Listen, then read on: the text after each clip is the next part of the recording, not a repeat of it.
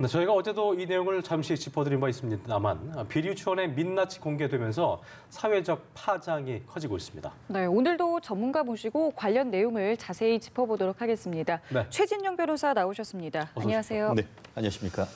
저희가 봤더니 실검 1위에 올라 있더라고요. 이 주제가 보니까 근데 이제 사립 유치원의 비리가 드러난 가운데 실명 공개해야 된다는 어떤 그 학부모들의 얘기와 다르게 교육부하고 많은 시도교육청은 좀 꺼리고 있는 것 같아요, 공개를. 그 이유가 뭔 거예요? 그렇습니다. 예. 지금 말씀하신 것처럼 전국에 한 17개 정도 이제 시교육 위원회가 있는데 이 울산하고 세종시 이외에 15군데 같은 경우에는 예.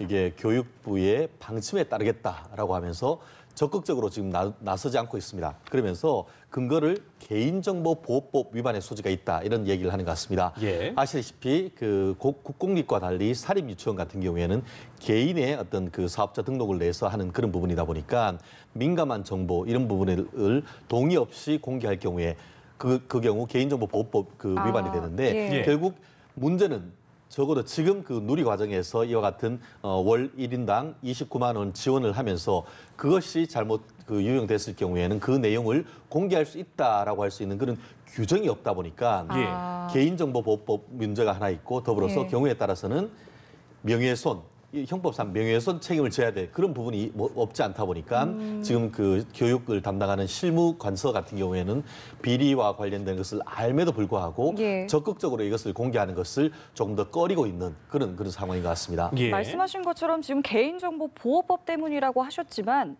울산시 교육청 같은 경우에는 2014년부터 또 세종시 교육청도 지금 실명과 내용을 모두 알리고 있지 않겠습니까? 그렇습니다. 말씀하신 것처럼 이게 2014년부터 벌써 누리과정이 이제 2012년에 법이 돼서 13년부터 하니까 예. 그 누리과정이 시작된 초기부터 지금 울산 같은 경우에는 이 부분을 계속 알리고 있다라고 예. 하는데 결국 그 교육감의 해당 시도 교육감의 의지가 굉장히 중요한 것 같습니다. 실질적으로 이 부분 같은 경우에는 결국 국민의 알 권리와 개개 사립 유치원 학교 그 원장의 어떻게 보면 명예권이나 아니면은 영업권 이런 부분이 충돌하는 것인데 예. 말씀하신 것처럼 울산이라든가 세종시 교육청 같은 경우에는 국민의 알 권리에 좀 더 방점을 두고 이 부분을 지금 계속 공개를 하는 과정에서 그 개인정보보호법 문제를 사실 알지만 명분이라는 측면에서 이 해당 그 사립 유치원들이 이 반발을 하기가 쉽지 않았던 그런 부분인 것 같습니다. 예. 결국 지금까지 이렇게 밀려서 터질 것이 터졌다라는 예. 얘기할 정도로 교육의 전문가들은 문제를 삼고 있는데 결국 이 정도의 어떤 국민적 비판과 비난이 있다라고 하면은 적어도 앞으로의 어떤 국민의 알 권리 측면을 훨씬 더 그렇죠. 강화하는 그런 측면에서는 이와 같은 국민의 지지를 배경으로 해서 교육부에서 이 부분을 관철시킨다고 하면은 이번에는 상당 부분 어떤 제도적 개선이 있지 않을까 생각을 합니다.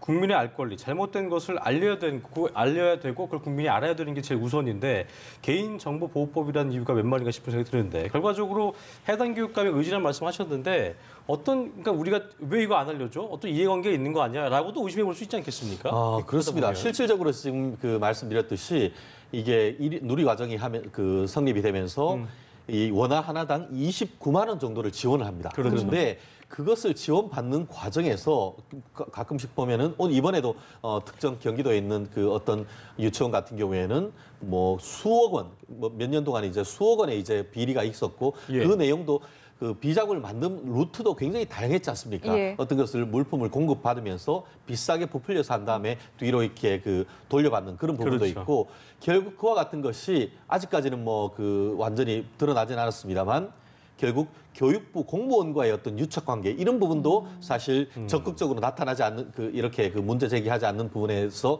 어떤 우리가 모르는 유착 관계가 있지 않은가는 그런 의혹도 제기되고 있지 않습니까? 그렇기 예. 때문에 이번에는 말씀드렸듯이 회계와 관련된 시스템을 업그레이드하는 그뿐만 아니고 그간에 과연 누리과정 지원을 하는 과정에 있어서 교육 공무원들과 이 유치원 이 원장들 사이에 어떤 거래가 없었는지 이 부분에 대해서도 앞으로 지금 사정기관에서 내지는 아니면은 감사원에서 감사를 해야 될 부분이 아닌가 그렇죠. 생각합니다. 실제로 비리 유치원 사태에 대해서 교육부 책임론이 일고 있는 상황인데 이게 매년 보니까 적은 금액도 아니죠. 2조 원대 예산인데 이게 투입이 됨에도 불구하고 정작 관리나 어떤 감독 역할을 못 한다는 거. 이것이 바로 어떻게 보면은 결과적으로 어떤 원장들의 반발을 그 의식한 게 아니냐는 의혹도 일고 있잖아요. 그렇습니다. 예. 결국 원장님들의 말씀은 그런 겁니다.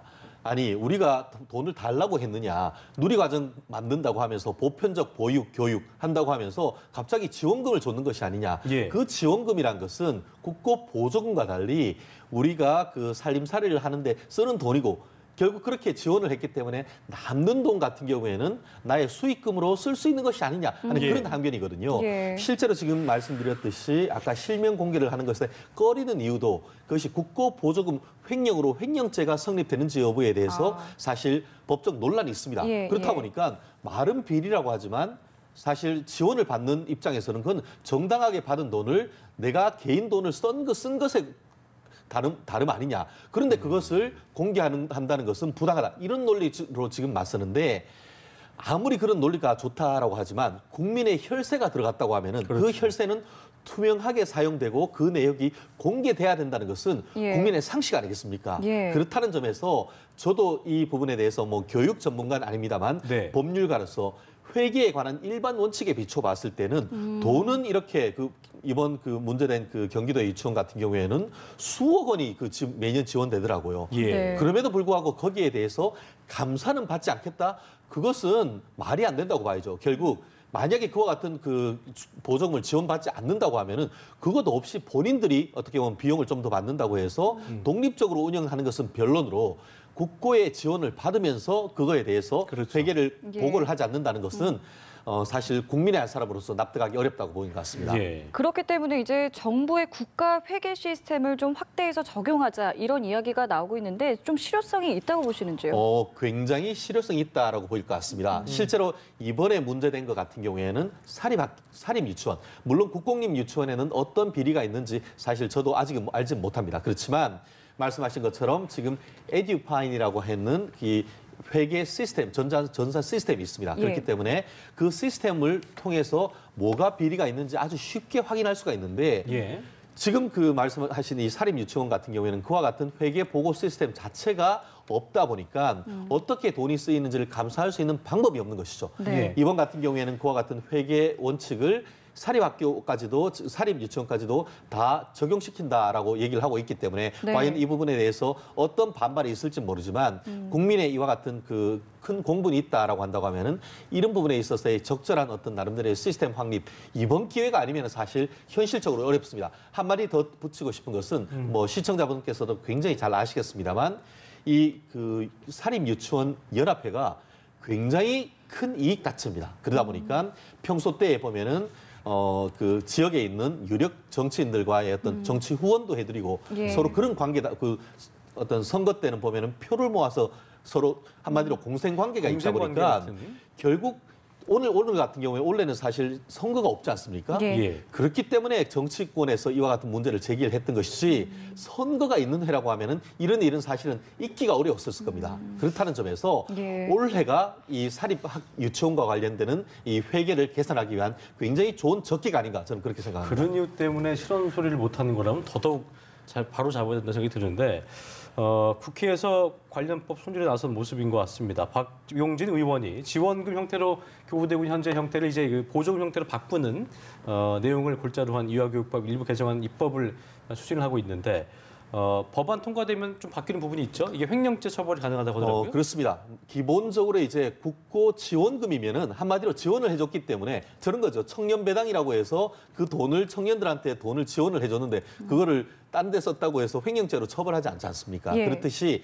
지금 그 지원금이 그런 식으로 쓰이고 있는 것이죠. 그런데 이번에 사립학교법에 있어서 사립 유치원에서 이것을 국고 보조금으로 바꿀 경우에는 국고 보조금을 한국에 정한 대로 쓰지 않을 경우에는 그것 자체가 형법상 횡령죄가 성립될 수밖에 없는 것입니다. 그렇기 예. 때문에 이 부분에 있어서 제도 개선이 된다고 하면은 거기에 있는 그 지급된 돈이 유치원에 있는 아이들에게 정당하게 쓰여서 우리 아이들이 건강한 어떤 교육과 보육이 이루어지는데 큰 도움이 되지 않을까 생각합니다. 예.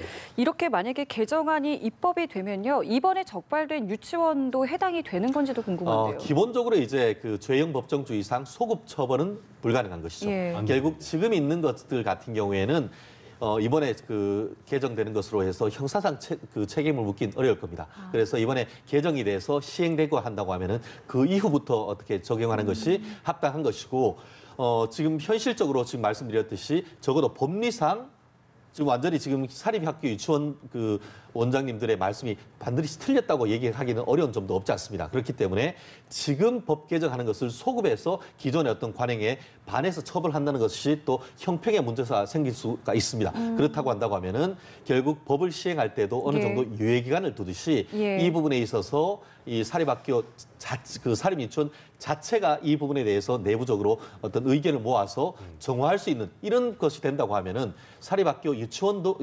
사립유치원도 어떻게 보면은 유치원 학부 원생을 둔 학부모님들의 신뢰를 회복할 수가 있고 또 지원하는 국민들도 거기에 대해서 동의할 수 있는 그런 부분이기 때문에 이번에 법 개정하는 과정에서는 이 사립학교 사립유치원 이 총연합회 이런 분들도 적극적으로 참여를 해서 이 부분 제도 개선하는데 의견을 내서 어떤 합당한 제도 그리고 그 법이 만들어졌을 때 정말 실효성 있는 제도 만들어낼 수 있으면 좋겠습니다. 예. 제가 대담 시작 때 정정을 좀 해야 될 게 이 사립유치원 비리 논란이 그 검색어 1위라고 했는데 그게 아니고요. 그 이제 뭐 큰 이슈가 되고 있습니다만 이 얘기를 이제 해보려고 했습니다.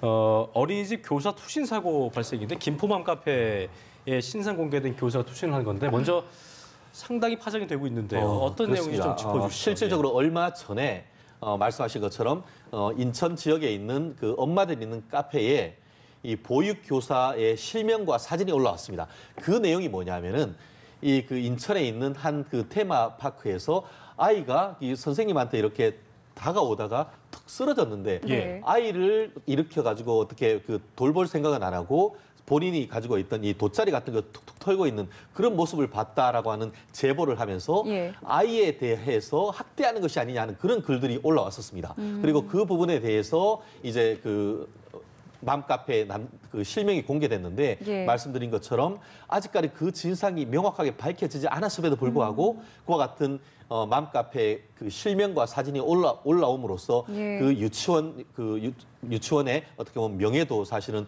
굉장히 손상되고 본인도 그와 같은 그 의혹을 받는 과정에서 최근에 본인이 살고 있는 아파트에서 극단적인 선택을 하고 유서까지 남겼다라는 것인데 정말 사안의 실체적 진실이 정말 가리지도 못한 채 이와 같은 결과가 빚어진 거에 대해서는 정말 굉장히 안타까운 그런 사건이 아닌가 생각합니다. 그러니까 말씀하신 것처럼 이게 학대를 했는지 여부도 확인이 되지 않았는데 자신의 신상이 인터넷에 다 털렸고 또 어린이집에 뭐 항의 전화도 오고 직접 찾아오고 했다면서요. 그렇습니다. 말씀하신 것처럼 어떤 공공의 이익을 위해서 그와 같은 그 제보를 하는 것은 나름대로 의미는 있습니다. 그렇지만 아직까지 의혹 단계에서 실명과 그리고 그 유치원의 이름 그리고 또 그 보육교사의 얼굴까지 낸다라는 것은 지나치다라고 볼 수밖에 없습니다. 실제로 지금 우리나라 특정 강력범죄 처벌에 관한 법률 같은 경우에는 모든 피의자에 대해서 공개하지 않고 정말 흉악범에 대해서 그리고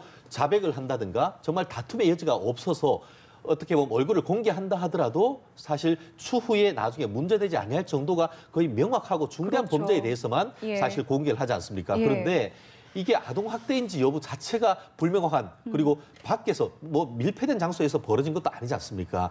이 테마파크 그냥 그 유치원 그 놀이터에서 벌어진 일을 가지고 실명까지 올려서 했다는 것은 사실 저희가 납득하기가 현실적으로 어려운데 그와 같은 부분에 대해서 정말 글을 올리는 사람은 정의감에 올렸을지 모르지만 그 해당 이 보육 여교사 같은 경우에는 그거에 대한 모멸감을 정말 평생 씻지 못할 어떤 결과로 남을 수밖에 없는 그런 상황이 된 것 같습니다. 뭐 선생님도 학부모도 한쪽이 과해서는 안 될 텐데 보니까 A 씨가 이제 비군 학부모와는 원만하게 이 어린아이 학부모와는 해결을 했는데 보니까 이 아이의 이모 되는 분이 굉장히 수모를 겪게 했더라고요. 그 내용도 좀 짚어주시죠. 말씀하신 것처럼 지금 가끔씩 보면은 정작 우리가 싸울 때 당사자들하고는 쉽게 화해를 했는데 이번 같은 경우에도 이모가 이 조카를 굉장히 사랑했는지 모르겠습니다만 말씀하신 것처럼 지금 보육 교사에 대해서 계속적인 문제를 제기를 하는 그런 과정 속에서 이 문제가 됐고 또 그와 관련해서 또 그 내용이 또 알려지다 보니까 이 해당 지역에 있는 맘카페에 글이 올라간 것 같은데 아시다시피 최근 같은 경우에는 지역 커뮤니티가 굉장히 발전이 돼 있습니다. 활성화돼 있죠. 활성화돼 네. 있습니다. 그래서 아파트에서 그와 같은 맘카페에서 어떤 업소가 찍히면은 실제로 그 지역에서 고사되죠. 거의 고사됩니다. 특별히 그렇습니다. 최근 같은 경우에는 그 아파트에 있는 공인중개사 사무실이 예. 예를 들어서 가격을 낮춰서 했다가 거기에 대해서 불매운동 해버리면은 거기에 살아남기가 어렵지 그렇죠. 않습니까?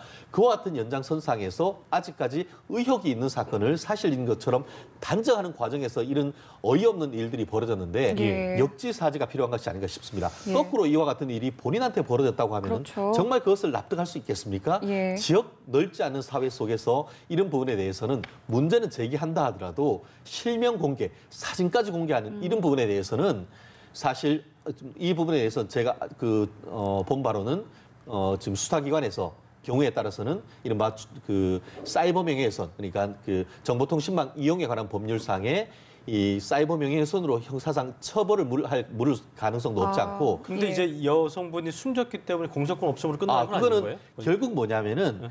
공소권 없음으로 끝나는 것은 그 극단적 선택을 한 여성 그 보육 선생님이 아동을 아이를- 학대했는지 여부 아하. 그 부분에 대해서 공소권 없음으로 끝나는 그런 것이지 거군요. 예. 그 글을 올리신 분 같은 경우에는 이른바 사이버 명예훼손 더불어서 아까 처음에 얘기했던 실명 공개에 따르는 개인정보보호법 위반 예. 이런 부분이 그 형사상 문제가 될 수가 있고 더불어서 최근 같은 경우에 명예훼손에 따르는 위자료 산정 기준이 서울중앙지방법원을 기준으로 해서 대폭 올렸습니다. 그래서 예. 특별하게 이와 같이 그 사이버 명예훼손을 통해서 뭐 영업권이 사실상 박탈당했거나 이와 같이 극단적 선택을 하게 되는 이런 경우에는 보통 원칙적으로 사이버 명예훼손 같은 경우에는 5천만 원까지 손해배상을 할 수 있고 이처럼 굉장히 중대한 결과가 나왔을 예. 경우에는 가중에서 거의 최대한 2억 원 정도의 위자료를 청구할 수가 있도록 지금 그 내부적인 가이드라인을 해놓습니다. 그렇기 때문에 예.